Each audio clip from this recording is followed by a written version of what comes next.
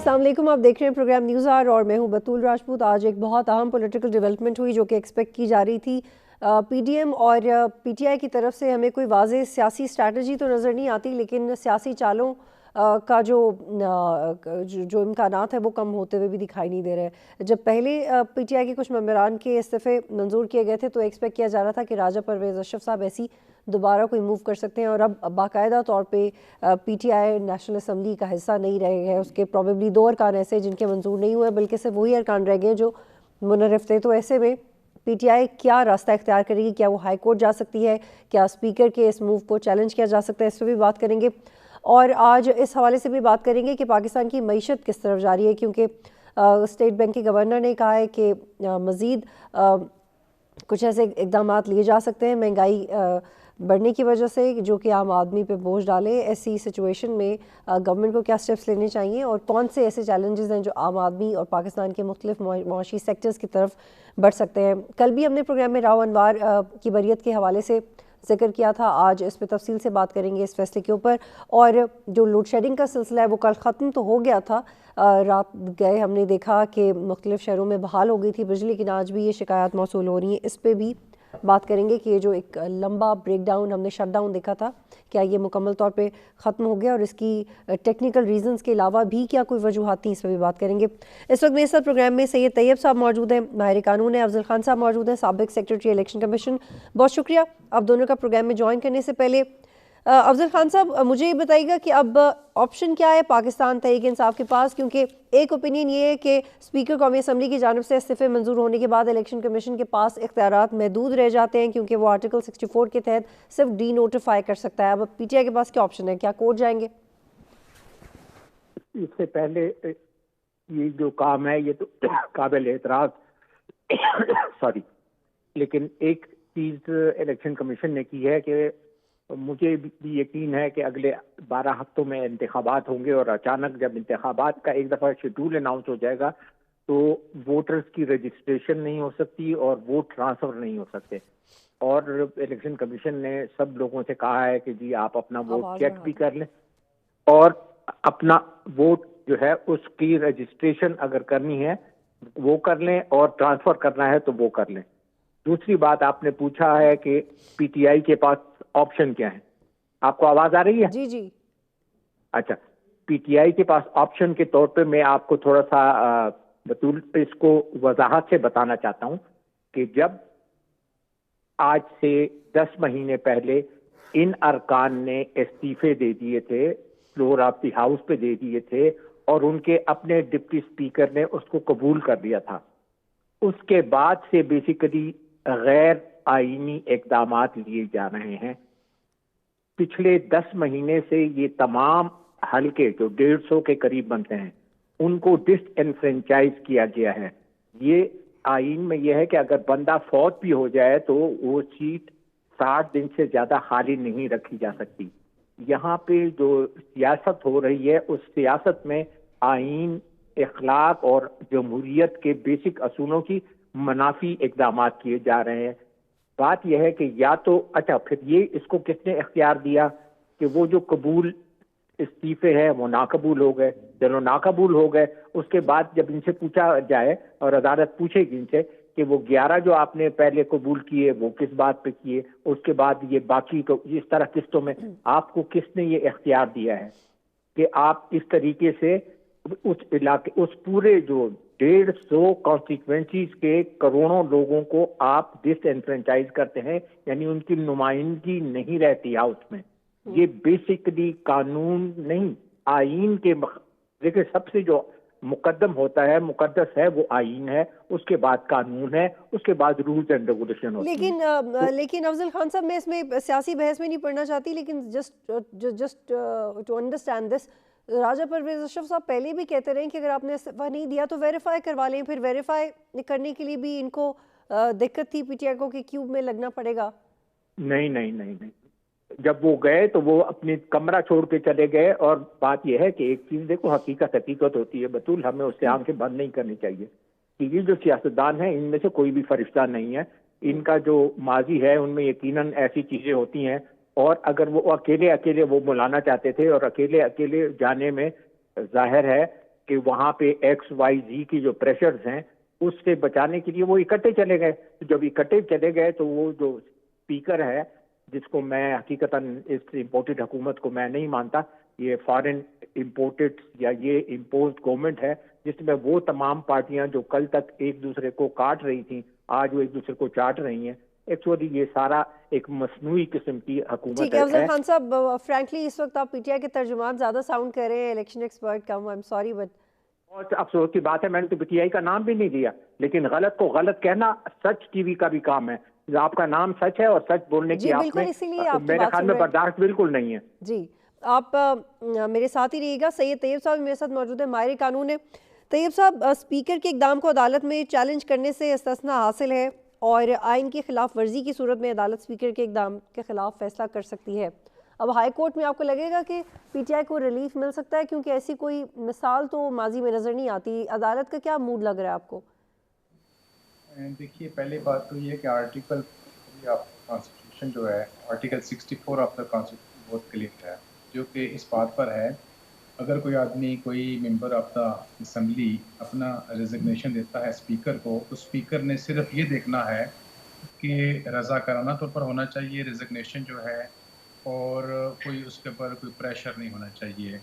تو اگر وہ جینون ہے اور والنٹری ہے تو اسپیکر کے پاس بھی کوئی آپشن نہیں, اسپیکر اس کو اپنی سیٹسفیکشن کرنی ہے اور اس کے بعد معاملہ جو ہے وہ ختم ہو جانا ہے. اس کو اگر ہم ملا کے پڑھیں, جو رولز آف پروسیجر ہیں 2007 کے, رول 43 ہے, وہ بھی بہت کلیئر ہے اس چیز کے اوپر کہ اسپیکر کے پاس کوئی بہت زیادہ اختیار نہیں, صرف اسپیکر نے اپنی سیٹسفیکشن کرنی ہے کہ یہ ریزگنیشن جو ہے وہ رضاکارانہ ہے اور جینون ہے. یہ دو چیزیں ہیں. تو جب اسپیکر کو یہ اس چیز کی تسلی مل جائے تو اسپیکر کے پاس کوئی اختیار نہیں کہ اس کو ود ہولڈ رکھے یا اس کو ڈیفر کر دے یا کسی غیر متناہی عرصے کے لیے اس کو پینڈنگ رکھے. تو اس اعتبار سے اگر ہم دیکھیں تو میری قانونی جو میری سمجھ بوجھ یا بصیرت ہے اس کے مطابق میرے نزدیک یہ معاملہ تقریباً ختم ہو چکا ہے. اگر کوئی پٹیشن ہائی کورٹ میں جاتی ہے under article 199 of the constitution, تو ڈیفینیٹلی کورٹ بھی دیکھے گی کہ کون سے پروسیجر کی وائلیشن ہوئی ہے, کس آئینی تقاضے کی خلاف ورزی ہوئی ہے. اگر ایسی صورتحال نہ ہو تو ڈیفینیٹلی اس قسم کی پٹیشن جو ہے اس کے اندر کوئی زیادہ ریلیف نہیں ملتا, نمبر ایک. دوسری بات میں عرض کروں, دیکھیے یہ کہنا کہ اسپیکر کو اکٹھے سارے ایکسیپٹ کرنے چاہیے یا ایکسیپٹ نہیں کرنے چاہیے, میرے خیال میں پہلی بات یہ ہے کہ اس کی ماضی میں کوئی ایسی پریسیڈنٹ بھی نہیں, اور دوسری بات دیکھنا صرف یہ ہے کہ اسپیکر کے پاس کیا ریکوائرمنٹ ہے as per constitution and as per rules, کا صرف تعین کرنا تھا کہ یہ جو استعفیٰ ہے یہ رضاکارانہ طور پر دیا گیا ہے. اگر ایسی صورتحال ہو تو بلا شبہ اسپیکر کے پاس یہ اختیار موجود ہے کہ وہ تمام کے تمام استعفوں کو ایکسیپٹ کر لے یا ان کو 2-2, 4-4, 6-6 کر کے ایکسیپٹ کر لے. اس کے اندر قانونی طور پر کوئی یا آئینی طور پر کوئی خلاف ورزی اسپیکر کے پارٹ کے اوپر نہیں ہے. ٹھیک, اور جو استثناء حاصل ہے اسپیکر کو, اس کی وجہ سے اسپیکر کی جو اتھارٹی ہے وہ اس پورے معاملے میں الیکشن کمیشن سے بہت زیادہ نظر آ رہی ہے. جی دیکھیے, میں عرض کروں جہاں تک آئینی پٹیشن ہے وہ تو آئینی پٹیشن تو سبمٹ ہوتی ہیں کورٹس کے اندر روزانہ. ہم دیکھتے ہیں صدر کے اگینسٹ, پرائم منسٹر کے اگینسٹ, گورنرز کے اگینسٹ, اور باقی بے شمار مثالیں موجود ہیں کہ پارلیمنٹ کے جو اسپیکر ہیں ان کے اگینسٹ بھی پٹیشن آتی ہیں کورٹس کے اندر. صرف پٹیشن کا فائل کر دینا کافی نہیں, دیکھنا یہ ہوگا کہ کیا وہ رزلٹ اورینٹڈ ہوگی یا نہیں ہوگی. تو اس کا تعین ہم ہمیشہ کرتے ہیں, جو ایکشن ہے اس کی لیگیلٹی کو دیکھا جاتا ہے, یہ دیکھا جائے گا کیا جو ریکوائرڈ جو پروسیجر تھا یا جو قانون کے تقاضے تھے وہ پورے کیے گئے یا نہیں کیے گئے. تو جہاں تک اس کیس کی بات ہے تو میری دانست میں ایز سچ مجھے تو کوئی وائلیشن آف لا یا وائلیشن آف پروسیجر نظر نہیں آتا کہ جس کی بنیاد میں یہ کہہ سکوں کہ اگر کوئی پٹیشن گئی تو اس کا کوئی نتیجہ نکلے گا. چیمہ صاحب مجھے یہ بتائیے گا کہ آپ لوگوں نے بڑی ذہانت کا استعمال کیا اور وائپ آؤٹ کر دیا مرحلہ وار پی ٹی آئی کو نیشنل اسمبلی سے, لیکن اب کیا کرنا ہے؟ آپ لوگ الیکشن کی طرف بھی نہیں جانا چاہتے, آپ کی اسٹریٹجی کیا ہے؟ دیکھیے, ہم نے تو پی ٹی آئی کا مطالبہ مان لیا, ان کا اصرار تھا کہ ہمارے استعفے قبول کریں, اور وہ بار بار احتجاج بھی کرتے تھے, پریس کانفرنس بھی کرتے تھے, بار بار یہ مطالبہ کرتے تھے کہ ہمارے استعفے ایکسیپٹ کریں. تو اب یہ دیکھیں ہم نے ان کا مطالبہ مان لیا, ان کو تو خوش ہونا چاہیے اور ہمارا شکر گزار ہونا چاہیے. لیکن انہوں نے آپ نے انتظار نہیں کیا نا, انہوں نے کہا کہ وہ دوبارہ اسمبلی میں واپس آنا چاہتے ہیں, تو آپ کو نہیں لگتا کہ جمہوری اقدار کا خیال کرتے ہوئے آپ ان کو آنے دیتے ہیں اسمبلی میں؟ دیکھیے گزارش یہ ہے کہ ان کی کسی بات کا اعتبار ہے, کسی بندے کو, پوری قوم کو اعتبار نہیں ہے, کوئی ان کی ساکھ نہیں ہے, کوئی ان کی کریڈیبلٹی نہیں ہے. ہمیں پتہ ہوتا ہے کہ وہ یو ٹرن کے بادشاہ ہیں, یہ صبح کچھ کہتے ہیں شام کو کچھ کہتے ہیں. اب آپ کے لیکن سامنے پارلیمنٹ کا فلور تو سب کے لیے نا. نہیں یہ تو جو ہم تو دیکھیں, ہم تو ایم این ایز کے ریزگنیشنز آپ کے اسپیکر نے قبول کیے ہیں, اس سے پہلے عمران خان نے کہہ چکے تھے کہ وہ اسمبلی میں واپس آنے کا سوچ رہے ہیں, تو آپ نے پھر فوراً یہ موو کیا کہ ان کو وہ ان کے تو استعفے انہوں قبول نے کرو. کہا, پہلے تو انہوں نے کہا جی میں اس اسمبلی کو مانتے ہی نہیں ہوں, ہم اجتماعی طور پہ استعفے دیتے ہیں. پھر بار بار انہوں نے کہا, ان کے ساتھیوں نے کہا کہ ہمارے استعفے کیوں ایکسیپٹ کیے جا رہے. جب ہم نے ان کا مطالبہ مان کے ایکسیپٹ کر لیے ہیں پھر بھی اعتراض ہے. دیکھیں بات یہ ہے کہ ان کو یعنی استعفے ایکسیپٹ نہ کریں پھر بھی اعتراض, ایکسیپٹ کریں پھر بھی اعتراض. تو وہ یہ دیکھیں ان کے موقف ہم نے تسلیم کیا ہے, لیکن ان کا چیمہ صاحب مطالبہ اس کی مانا جو ہے. ٹائمنگ ہے نا, جو اقدامات لیے گئے ہیں اسپیکر کی طرف سے, اس کی ٹائمنگ بہت پولیٹیکل ہے. اس کی ٹائمنگ, ان کا استحقاق تو تھا کہ منظور کرنا, لیکن جس وقت انہوں نے منظور کیے, اس کا مطلب ہے کہ پی ٹی آئی کو ڈیمیج کرنے کے لیے منظور کیے. وہ جو ایک نارمل پروسیجر ہوتا ہے اس کو اتنا فالو نہیں کرتے ہوئے دکھائی دیا. وہ گزارش یہ ہے کہ پی ٹی آئی کو ہمیں ڈیمیج کرنے کی کوئی ضرورت نہیں ہے, کسی کو بھی ڈیمیج کرنے کی کوئی ضرورت نہیں ہے. ان کو ڈیمیج کرنے کے لیے خود عمران خان تو پھر صاحب پہلے کافی کیوں ہیں, نہیں منظور کیے؟ وہ خود 124 ہی پہلے کر کافی لیتے ہیں. عمران منرف خان اراکین کو صاحب چھوڑ کے. پی ٹی آئی کا بیڑا گرک کرنے کے لیے عمران خان صاحب خود خیر سے کافی ہیں جی, کسی اور ان کو لیکن ضرورت چیمہ نہیں ہے. صاحب what stopped you from accepting the resignations؟ رکے کیوں تھے آپ لوگ؟ نہیں ہم تو چاہ رہے تھے کہ جی وہ آئیں, آ کے یہ کہ آ کے تسلی دیں. پھر انہوں نے کہا جی نہیں, تسلی انڈیویجولی آ کے تسلی دینے کی ضرورت نہیں ہے. جب ہم نے کہہ دیا, جب ہم نے ان کا موقف مان لیا پھر بھی ان کو اعتراض ہے. ان کو تو اسپیکر صاحب کا لیکن راجہ شکر گزار پرویز ہونا اشرف چاہیے. صاحب نے تو خود یہ کہا کیمرہ پہ کہ انہوں نے کہا کہ ہمیں دباؤ میں ریزگنیشنز دیے, اور پھر انہوں نے قبول بھی کر لیے. دیکھیں میں تو مجھے اگر یہ بتا عمران دیں, خان نے یو ٹرن لیا تو یو ٹرن تو آپ کے اسپیکر نے بھی لیا. نہیں یو ٹرن تو دیکھیں, یو ٹرن اسپیکر نے کیا لیا. اسپیکر نے تو یعنی پہلے وہ کہتے رہے آ کے تسلی دے, جب انہوں نے کہا کہ انڈیویجولی آ کے تسلی دینے کی ضرورت نہیں ہے, آپ ایکسیپٹ کریں, تو اسپیکر نے ایکسیپٹ کر لیا. لیکن انہوں نے یہ بھی کہا کہ پرائیویٹلی مجھے کہہ چکے ہیں پی ٹی آئی کے اراکین کہ ہم نے دباؤ میں دیا ریزگنیشن, پھر قبول کیوں مجھے کیا؟ یہ بتائیں, آپ کو ویسے آپ اپنے دل پہ ہاتھ رکھ کے بتائیں, آپ کو عمران خان صاحب کی یا پی ٹی آئی کی کسی موقف پہ اعتبار ہے مجھے کہ اپنے وہ دل جو پہ آج ہاتھ کہہ رہے رکھنے ہیں کی وہ ضرورت ہی اعتبار نہیں ہے, میرا یہ کام ہی نہیں ہے. نہیں آپ کا کام نہیں ہے. تو میں آپ سے سوال کر رہا ہوں, آپ ایک دانشور ہیں, اینکر ہیں, مجھے یہ بتائیے کہ آپ مجھے بتائیے کہ عمران خان صاحب کے کسی سٹینڈ پہ, کسی موقع پہ آپ کو اعتبار ہے کہ یہ قائم رہے گا؟ لیکن چیمہ صاحب 10 تاریخیں تو آپ کے لیڈر نواز شریف بھی دے چکے ہیں کہ وہ پاکستان آ رہے ہیں, تو میں عمران خان پہ اعتبار کیوں نہیں ہوں, نواز شریف پہ؟ اور مجھے بالکل بھی کوئی دل پہ ہاتھ رکھنے کی ضرورت نہیں ہے کسی کو جج کرنے کے لیے. میرا کام ہے سے سوال کرنا آپ کے ایکشنز کو دیکھ کے, اور آپ کے ایکشنز بہت ڈاؤٹ فل ہیں. آپ نے سوال کیا, دیکھیں آپ نے سوال کیا, اب جج نہ بنے. آپ نے سوال کیا, میں نے آپ کو جواب دیا کہ ہم نے ان کا جج موقف نہیں بن مانا رہی, ہے. میں تو آپ ہی کی سٹیٹمنٹ آپ کے سامنے رکھ رہی ہوں, آپ ہی کے اسپیکر نے کہا تھا. نہیں آپ عمران خان صاحب کی سٹیٹمنٹ آپ کے سامنے نہیں ہے. آپ جج کو جس میں تو وہ نہیں بار کہتے نا بار کہ دل پہ مطالبہ ہاتھ رکھیں, کرتے جج رہے, سے تو آپ اپنے آرگیومنٹس کرواتے ہیں, دلائل دیتے ہیں. کرتے رہے, بار بار انہوں نے مطالبہ کیا کہ ہمارے استعفے ایکسیپٹ کریں. جب ہم نے ایکسیپٹ کر لیے تو پھر بھی اعتراض ہے. ہمیں یہ ہے کہ یہ بھی اگر ہمیں یقین ہوتا نا کہ یہ واپس آنا چاہتے ہیں, ہم نہ ایکسیپٹ کرتے. ہمیں یقین ہی نہیں تھا. یہ صبح کچھ کہتے ہیں, شام کو کچھ کہتے ہیں. ٹھیک, مجھے اب یہ بتائیے گا کہ اب الیکشنز کروائیں گے؟ الیکشن تو قومی اسمبلی کے اپنے وقت پہ ہوں گے انشاءاللہ. اب کس چیز کا انتظار کریں؟ نہیں, اب آئینی مدت پوری کرنے کا انتظار کر رہے ہیں. اپوزیشن کے بغیر اسمبلی چلائیں گے؟ نہیں, اپوزیشن خود اب چلی جائے تو ہمارا کیا گناہ ہے؟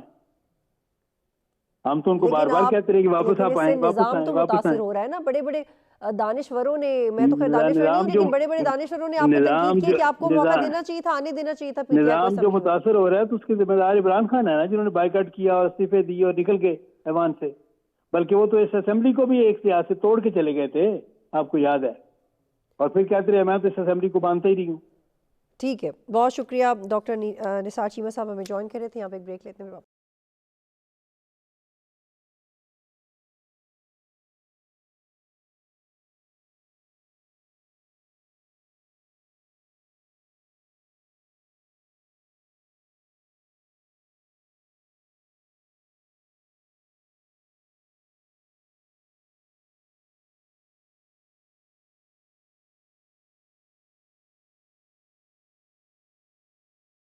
پروگرام میں خوش آمدید. اس وقت مجھے شعیب صدر صاحب نے جوائن کیا ہے جو کہ اہم کرمنل پروسیڈنگز پہ بھی مہارت حاصل ہے انہیں اور پاکستان کے اہم اداروں کے سربراہی بھی کرتے رہے. شعیب صدر صاحب مجھے بتائیے گا کہ کراچی میں ریسنٹلی ڈیولپمنٹ ہوئی نقیب اللہ قتل کیس میں سابق ایس ایس پی ملی راؤ اور ان کے جو ساتھی تھے ان کو بری کر دیا گیا. آپ کو لگتا ہے کہ جس طریقے سے یہ کیس کنکلوڈ ہوا ہے یہ اتنا ہی سمپل تھا اور یہ ایسا ہی آپ ایکسپیکٹ کر رہے تھے اس کیس میں ایسا؟ نہیں دیکھیں نا، ایک تو ویسے ہی 5 سال ہو گئے تھے اس کیس کی ٹرائل وغیرہ میں، اور پھر یہ ہے کہ ظاہر ہے کورٹس نے تو دیکھنا ہوتا ہے کہ بھئی پروسیکیوشن سائڈ جو ہے اس نے ایویڈنس کتنا لیڈ کیا ہے، اور اگر پروسیکیوشن کا ایویڈنس ویک ہو، اور اس کیس میں جو بات سامنے آئی ہے وہ تو یہ تھی کہ ایک تو وہ جو جس جگہ انکاؤنٹر ہوا ہے، شوٹ آؤٹ ہوا ہے، وہاں پہ اکیوز جو ہے ان کی پریزنس جو ہے وہ نہیں ثابت ہو سکی، اور جب انہوں نے وہ اپنا کال ریکارڈ جو ڈیٹا ہے وہ دیکھا ہے اور جیو فینسنگ کو انالیسس کیا ہے تو they were found in different places. تو ایک تو ڈاؤٹ وہ آ گیا، اور پھر کچھ پولیس والوں نے پہلے ایویڈنس دیا تھا کہ ہاں جی یہ فلاں انوالو ہے، بعد میں انہوں نے اس سے ریٹریکٹ کر لیا، تو اس طرح سے وہ بھی ختم ہو گیا. لیکن جتنا پروٹوکول راؤ انوار کو ملتا رہا، آپ کو پتہ ہے کہ ثاقب نثار صاحب کے دور میں جیل کے اندر جس طرح کی میڈیا کوریج اور جس طرح کے انٹرویوز انہوں نے دیے جو پولیٹیکلی انفلوئنسڈ کیس لگتا تھا، یہ سب کوشچنیبل نہیں ہے؟ کیا ایک جعلی پولیس مقابلہ اتنی ہی آسانی سے سارٹ آؤٹ ہو جاتا ہے جیسے یہ ہوا؟ کیونکہ رپورٹ میں کہا گیا تھا کہ جعلی پولیس مقابلہ تھا، جس سے پہلے جب میڈیا کی رپورٹس کے مطابق. نہیں اب بھی کنکلوژن تو یہی ہے کہ جی یہ کلنگ جو ہے وہ ایکسٹرا جوڈیشل تھی، اور پولیس انکاؤنٹر جو ہے وہ فیک تھا، یہ تو ہے. لیکن اب جب آپ نے انڈیویجولس کو کنیکٹ کرنا ہوتا ہے پھر اس کیس کے ساتھ، تو ہر انڈیویجول کے اگینسٹ سفیشینٹ ایویڈنس ہونا چاہیے. تو اس کیس میں چونکہ وہ کنیکشن اسٹیبلش نہیں ہو سکا، انہوں نے بینیفٹ آف ڈاؤٹ کورٹ نے دے کے تو ان سب کو کوئٹ کر دیا. سب سے مراد کے ابھی 7 لوگ تو ویسے ہی پروکلیمڈ افینڈرز ہیں، وہ جب پکڑے جائیں گے یا وہ خود سرنڈر کریں گے تو ان کی ٹرائل ہوگی، تو اس سٹیج پہ اگر کوئی نیا اینگل اس میں آ جائے تو الگ بات ہے، لیکن اس کے چانسز کم ہیں. اب اس پہ آپ کی کیا رائے ہے کہ 5 سال لگ گئے، یہ 5 سال سے پہلے بھی کنکلوڈ ہو سکتا تھا؟ ویل یہ تو دیکھیں ہمارا جو سارا جسٹس سسٹم ہے وہ ان شیمبلز ہے ہر لحاظ سے. تو ہمیں سب سے بڑا چیلنج جو ہے وہ یہی ہے کہ اس جسٹس سسٹم کو ہمیں فکس کرنا ہے، اور فکس کرنے سے مراد یہ ہے کہ ایک تو وہ کیسز کورٹس میں جائیں جن میں سفیشینٹ ایویڈنس ہو، تاکہ سال کے بعد یہ ایک طرح سے یہ اس طرح کی جو چیزیں ہیں یہ سارے سسٹم کو ڈسریپیوٹ میں لاتی ہیں کہ دیکھیں جی 5 سال لگے رہے اور اس پہ لاکھوں کروڑوں روپیہ بھی لگ گیا اور رزلٹ جو ہے وہ 0 ہے. تو لہٰذا یہ ضروری ہے کہ ہم ایک تو وہ کیسز بھیجیں جن میں سفیشینٹ ایویڈنس ہو، اور دوسرا یہ ہے کہ ٹرائل جو ہے اس کو ختم کریں 4-6 مہینے میں، بہت شکریہ. شعیب صدر صاحب ہمیں جوائن کرے تھے، سابق سائبر آئی بی اور سابق آئی جی بھی رہے ہیں. کرمنل پروسیڈنگز پہ ان کو مہارت حاصل ہے. یہاں پہ ایک بریک لیتے ہیں.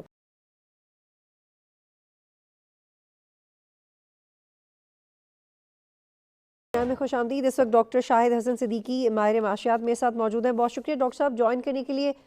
کچھ ریسنٹ معیشت کی خبریں آپ کے ساتھ شیئر کرتی ہوں کہ شرح سود میں 100 پوائنٹس کا اضافہ کیا جا رہا ہے اور 16% سے بڑھ کے شرح سود 17% کر دیا جائے گا، اور 24.5% مہنگائی بڑھی ہے اور یہ IMF کے پریشر کی وجہ سے ہو رہا ہے. لیکن گورنمنٹ کیا کر رہی ہے؟ جو گورنر اسٹیٹ بینک ہے وہ تو بڑی پریشان کر دینے والی اسٹیٹمنٹس جاری کر رہے ہیں. بہت شکریہ آپ کا. پہلے میں آپ سے یہ عرض کر دوں کہ گزشتہ تقریباً 11 مہینے میں پاکستان کی معیشت کو دانستہ تباہ و برباد کیا گیا ہے، اور اس میں دونوں حکومتوں کا دخل ہے۔ پہلے عمران خان نے تباہ برباد کیا، اس کے بعد جو کمی رہ گئی تھی وہ یہ پوری کر رہے ہیں۔ اسٹیٹ بینک کے گورنر نے اس لیے پریشانی کا اظہار کیا ہے چونکہ وہ ابھی نئے ہیں، ان کے اوپر بہت زیادہ ذمہ داری نہیں آتی، مگر بہرحال ان کا بھی کچھ نہ کچھ کردار ہے اسٹیٹ بینک کا ان حالیہ مدت میں بھی۔ بیسک مسئلہ جو پاکستان کا ہے وہ یہ ہے، حکومت جو پالیسیاں بناتی ہے بیشتر وہ بناتی ہے اشرافیہ مالدار طبقوں کے، جن کو آپ مافیا بھی کہیں، ان کے مفاد میں، اور اس کا بوجھ عوام پر ڈالتی ہے۔ پھر اقتدار میں رہنے کے لیے امریکہ کی مدد کی ضرورت بھی ہے، اور آئی ایم ایف سے پیسہ چاہیے ہوتا ہے، اس کے لیے بھی امریکہ کی مدد ہے، وہ بیرونی اشرافیہ ہے۔ ان دونوں کا گٹھ جوڑ ہے۔ امریکہ پاکستان کو ڈی اسٹیبلائز کرنا چاہتا ہے اور آئی ایم ایف کو یوز کر رہا ہے، اور جو ہماری حکومت ہے وہ مالدار لوگوں کو، طاقتور طبقوں کو خوش کرنے کے لیے عوام کو کچل رہی ہے، وہ اشرافیہ ہے۔ اب میں نے یہ بات کی ہے تو اس کا آپ پوچھ سکتے ہیں نا کہ بھئی اس کا آپ ثبوت کیا ہے؟ دیکھیے 28 فروری 2022 کو آپ چلے جائیں، اس وقت پاکستان کی معیشت مشکلات کا شکار تھی اور ہمارے ریزروز جو ہیں وہ گر رہے تھے، لیکن عمران خان صاحب نے جو معاہدہ خود کیا تھا آئی ایم ایف سے، اس کو توڑ دیا پبلکلی آ کے۔ اس کی وجہ سے ان سے قسط ملنی تھی وہ نہیں ملی، اور ایک مہینے میں جو ریکارڈ ہے 5 ارب ڈالر کے ہمارے ریزروز کم ہو گئے ایک مہینے میں، اس معاہدہ توڑنے کے بعد سے۔ اس کے بعد یہ حکومت آئی، ان کے کوئی 9.5 مہینے میں 7 ارب ڈالر کم ہوئے ہیں، تو ضرور رفتار کم ہوئی ہے لیکن ہوئی ہے۔ تو اب یہ 12 ارب ڈالر جب آپ کے نکل جائیں اور 16 ارب ڈالر سے آپ 4.5 ارب ڈالر پر آ جائیں، تو اس کا مطلب یہ ہے کہ روپے کی قدر پہ دباؤ پڑے گا، اور آپ ایل سی او نہیں کھول سکتے جو نہیں آج کل کھل رہی۔ تو اب جب روپے کی قدر کا ایسا تھا کہ 177 روپے تھا، 177 ایک ڈالر، جب عمران خان صاحب نے یہ معاہدہ توڑا تھا، اس کے بعد سے یہ اب 230 پر آ گیا۔ یہ بہت بڑا جھٹکا ہے، اس لیے کہ ہماری امپورٹ اکنامی ہے، لیکن ایک اور متوازی مارکیٹ پاکستان میں آ گئی ہے، چونکہ سٹے بازی بھی ہو رہی ہے، اور اس کے بعد ہنڈی حوالے کا کاروبار بھی ہے، اور جو ہے اسمگلنگ بھی ہو رہی ہے۔ افغانستان ادارے بھی نہیں روک پائے، اسٹیٹ بینک نے کسی کے خلاف کوئی ایکشن نہیں لیا کہ جو انہوں نے سٹے بازی کی تھی، جس کا ریکارڈ حکومت اسٹیٹ بینک کے پاس ہے، وہ بھی ابھی تک ایکشن نہیں لے رہے۔ تو اس کی وجہ سے یہ 260 روپے پر یا 265 پر آپ کی مارکیٹ آ گئی ایک ڈالر۔ تو یہ جو تباہی ہے یہ دوسری وجہ ہوئی۔ تیسرا یہ تھی کہ آئی ایم ڈاکٹر ایف صاحب مجھے یہ تھوڑا آسان کر دیجیے گا کہ اس وقت جو آئی ایم ایف کی شرائط ہیں، جو مزید بات چیت ہماری چل رہی ہے جس میں سبسڈی واپس لینا، بجلی کے اوپر گیس کی قیمتوں میں مزید اضافہ، لیٹر آف کریڈٹ کو بلاک نہ کرنا شامل ہے، اس سے پہلے بھی ایل سیز انہوں نے دیے ہیں، تو کوئی اچھی خبر بھی ہے اس میں یا ساری بری خبریں ہیں؟ نہیں، دیکھیے اچھی خبر یہ ہے کہ ابھی امریکہ کا وفد یہاں آیا ہوا ہے، وہ پاکستان سے مدد مانگ رہے ہیں، اور پاکستان سے، کیونکہ آپ کو پتہ ہے کہ یہاں بھی ٹیرر کی ویو ہے، افغانستان میں بھی مسئلہ ہے، امریکہ کو ہماری مدد کی ضرورت ہے۔ وہ ہم سے ڈو مور کی وعدہ لے لیں گے جو ہم دے دیں گے، اور وہ آئی ایم ایف کو حکم دیں گے، میں لفظ استعمال حکم دیں گے کہ جو سخت شرائط ہیں وہ رکھیں، مگر آپ کو پاکستان کو پیسہ دے دیں۔ تو جو سخت شرائط ہوں گی اس میں بجلی کے نرخ بڑھیں گے، پیٹرول کے نرخ بڑھیں گے، گیس کے نرخ بڑھیں گے، آپ کا جو ہے نا روپے کی قدر گرے گی، اور اس کے علاوہ آپ یہ دیکھیں گے عوام پر ایک ٹیکسوں کا بوجھ ڈالا جائے گا، جس کو آپ ڈاکٹر صاحب ایک جگہ آپ کا تجزیہ تھا، میں پڑھ رہی تھی، اور آپ نے یہ کہا کہ اس پہ وہ شخص جو کہ مڈل کلاس ہے پروبیبلی، جس نے پرسنل لون لیا ہوا ہے، اس پہ بہت زیادہ بوجھ پڑے گا، اور انڈسٹریز بھی بہت زیادہ افیکٹ ہوں گی۔ اس کی وضاحت کیجیے گا پلیز۔ دیکھیے پہلے تو میں آپ سے بتا دوں کہ سب سے زیادہ جو تباہی بربادی آئے گی وہ آئے گی غریب طبقے پر، متوسط طبقے پر، ڈیلی ویجز والے، خوانچہ والے، کم آمدنی والے، یہ بالکل تباہ و برباد ہو جائیں گے، یہ میں آپ کو بتا دوں۔ لیکن یہ تھا کہ جب آپ کا یہ روپے کی قدر گرائیں گے، وہ یہ کہہ رہا ہے کہ آپ مارکیٹ بیس پہ رکھیں روپے کی قدر کو۔ ہم نے اس سے پہلے پتا تھا وہ یہ کرے گا، تو ہمارے لوگوں نے اس کو 260 تک پہنچا دیا، اسمگلنگ ہوتی رہی جیسے میں نے آپ کو بتایا۔ تو کبھی ایسا ہوتا نہیں ہے کہ ایک ریٹ 230 آفیشیل ہے اور 260 پاکستان میں کبھی نہیں ہوا۔ وہ آپ نے پہلے کر کے آئی ایم ایف کے ہاتھ مضبوط کر دیے، وہ آپ کہہ رہے ہیں آپ کو گرائیں۔ تو جب یہ روپے کی قدر گرے گی تو ہر چیز مہنگی ہوگی، صنعتوں کی پیداواری لاگت مہنگی ہوگی، تمام آپ کی جو ہے نا بجلی، پیٹرول، گیس، ہر چیز میں مہنگائی آئے گی اس کے بعد۔ تو میں اس کا آپ کو ایک لفظ میں جواب دوں کہ آج جو ہمارا وہ ہے افراط زر، وہ 24.5% ہے، 24.5% مہنگائی ہے۔ بھارت میں اس وقت 6% ہے، بنگلہ دیش میں اس وقت 9% ہے، ہمارے اگر 24.5 ہے، اس کا مطلب یہ کہ جو کچھ ہے ہماری اپنی غلط پالیسیاں ہیں، سیاست ہے اسٹیٹ بینک کی، حکومت کی، صوبائی حکومتوں کی، سیاستدانوں کی، تمام سیاستدانوں، ایف بی آر کی، ان سب کا گٹھ جوڑ ہے۔ تو یہ ڈاکٹر صاحب یہ بتائے گا کہ اپریل سے لے کے اب تک پی ڈی ایم کی گورنمنٹ کو نہیں سمجھ میں آیا کہ کون سا پالیسی اختیار کرنا چاہیے، انکلوسیولی کیا کرنا چاہیے، سوائے یہ کہ آئی ایم ایف سے بات چیت کریں، جو آئی ایم ایف نے کہا وہ کر دیں، اس کے علاوہ کچھ نہیں ان کو کچھ ایسا پالیسی سوجی؟ نہیں، میں آپ سے یہ عرض کر رہا تھا کہ سب کو پتہ ہے کہ کیا کرنا ہے. فوجی حکومت جب آئی تھی اس کو بھی پتہ تھا، پیپلز پارٹی والوں کو بھی پتہ تھا، مسلم لیگ نون کو بھی پتہ تھا، اور عمران خان کو بھی پتہ تھا، پی ڈی ایم کو بھی پتہ. کسی نے نہیں کیا، سب کو پتہ ہے. میں نے آپ سے بتایا کہ ہماری اشرافیہ کی معیشت ہے. اشرافیہ کی معیشت یہ ہے کہ طاقتور لوگوں کی مدد سے آپ اقتدار میں آتے ہیں، اور آپ اقتدار میں آنے کے بعد ان کو خوش کرتے ہیں، ان کو فائدہ پہنچاتے ہیں، ٹیکس کی چوری کا ان کو کنسیشن دیتے ہیں، عوام پہ بوجھ ڈالتے ہیں. جو یہ سمجھنے کی بات نہیں ہے، یہ اشرافیہ کی معیشت ہے. پاکستان کا جو ہے کوئی ایسا ادارہ نہیں ہے انکلوڈنگ میڈیا جو عوام کو ایجوکیٹ کرے. آپ تو زیادہ تر خبریں جو دیتے ہیں وہ تو سیاسی تقریریں پہ تبصرہ ہوتا ہے. کبھی یہ بتایا گیا کہ ہم آئی ایم ایف کی شرائط یہ نہیں ہے، ہم نے ایسے حالات پیدا کیے، ہم نے ٹیکسوں کی چوری ہونے دی، تو وہ یہ کہتا ہے جی آپ اپنا بہت شکریہ ڈاکٹر صاحب، پروگرام میں جوائن کر رہے تھے. یہاں پہ ایک بریک لیتے ہیں پھر واپس آئیں.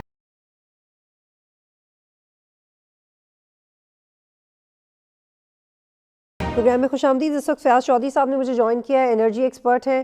فیاض چودھری صاحب مجھے بتائے گا، کل جو تقریباً 1000 سے زائد جو سپلائی تھی مختلف پلانٹس چھوٹے بڑے، جو یہ لوڈ شیڈنگ ہوئی، اس کی وجہ ٹیکنیکلی تھی، فریکوینسی تھی، یا کوئی ایکسٹرنل فیکٹر بھی تھا؟ نہیں جی، مجھے ایکسٹرنل فیکٹر کا تو میں نہیں کچھ کہہ سکتا، لیکن جو آپریشنل چیلنج آ جاتے ہیں سسٹم آپریشن میں، تو کوئی نہ کوئی فالٹ جو ہے وہ انسٹیگیٹ کرتا ہے اس طرح کی چیز کو. یا جب سسٹم ہمارے ہاں الیکٹریکل انجینئرنگ میں ایک اسمال سگنل اسٹیبلٹی بھی ایک فینامنا ہے، تو کچھ بھی نہ ہو، کوئی فالٹ نہ ہو، تو اگر سسٹم ذرا سٹریس ہو جائے تو وہ بھی ایک فینامنا ہو جاتا ہے. تو ابھی تک جو ابھی کوئی ایسی واضح وجہ تو ابھی نہیں پتہ چلی، کیونکہ وہ جب تک آپ پورا اس کا پوسٹ مارٹم جس کو کہتے ہیں انالیسز نہ کریں سیکوینس آف ایونٹس کا، تب آپ کوئی اسٹیبلش کر سکتے ہیں کہ کیا ہوا ہوگا. لیکن بسائڈ دیٹ پوائنٹ کہ جو بھی ہوا، لیکن سسٹم کولیپس ہوا، تو ابھی ہم نے دیکھنا ہے کہ اس کو بچایا کیسے جا سکتا ہے اپنی، کیونکہ ہمارے نئی جو چیزیں ہمارے سسٹم میں ایڈ ہوئی ہیں وہ ایچ وی ڈی سی کی لائن ہے، اور ہمارے ہاں بڑے بڑے جو یونٹس ہیں 1100 میگا واٹ کا ایک یونٹ ہے نیوکلیئر، تو وہ ایک بڑا یونٹ ہے. جب وہ لاس ہو جاتا ہے یا ایچ وی ڈی سی لائن میں کوئی خرابی ہوتی ہے، تو وہ ہمارے لیے زیادہ بڑا چیلنج ہے. اس کا مطلب ہے ہماری جو ٹیم ہے، سسٹم آپریشن کی ٹیم ہے، ان کو بہت زیادہ اس بات کا یعنی ٹریننگ ہونی چاہیے کہ وہ اس کو اس طرح سسٹم کو آپریٹ کر سکے. تو اصل دھیان ادھر دینا ہے. اب وہ جو جی فیاض چودھری صاحب، 2021 اور 22 میں بھی اس طرح سے ہوا تھا 2 دفعہ، اور اس سے پھر کیا سیکھا؟ کیونکہ نیپرا نے کہا کہ اب اس حد تک، بہت حد تک یقین دہانی ہے کہ ابھی دوبارہ ایسے واقعات نہیں ہوں گے، لیکن یہ تو دوبارہ ہو گیا.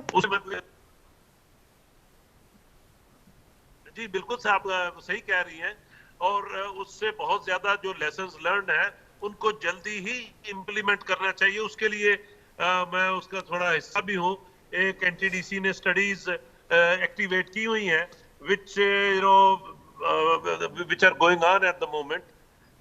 لیکن یہ اپارٹ فرام کہ وہ جو بھی کنسلٹنگ فرم ہمیں ایڈوائز کریں، تو این ٹی ڈی سی کا جب وہ سلسلہ ہوا، اس کے پروکیورمنٹ پروسیس کو 2 سال سے زیادہ لگ گئے.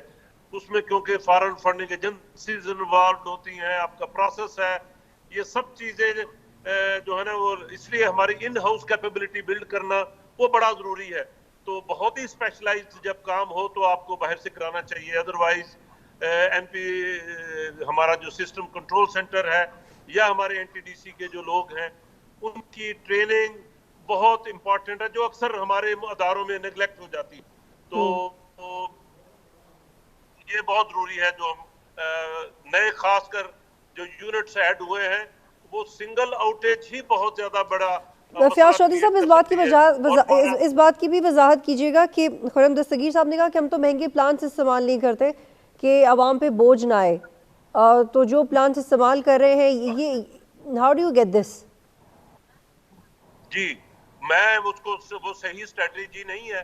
اب وہ جو سستا ہم نے اگر کرنے کی کوشش کی ہے، جو اکنامک میرٹ آرڈر ہم جس کو کہتے ہیں، تو اس سے پھر حاصل کیا ہوا؟ تو ہم نے اربوں روپے ضائع کر دیے اپنے وہ جو چند روپے بچانے کے لیے. تو سسٹم سیکیورٹی وہ تو کمپرومائز ہو ہی نہیں سکتی.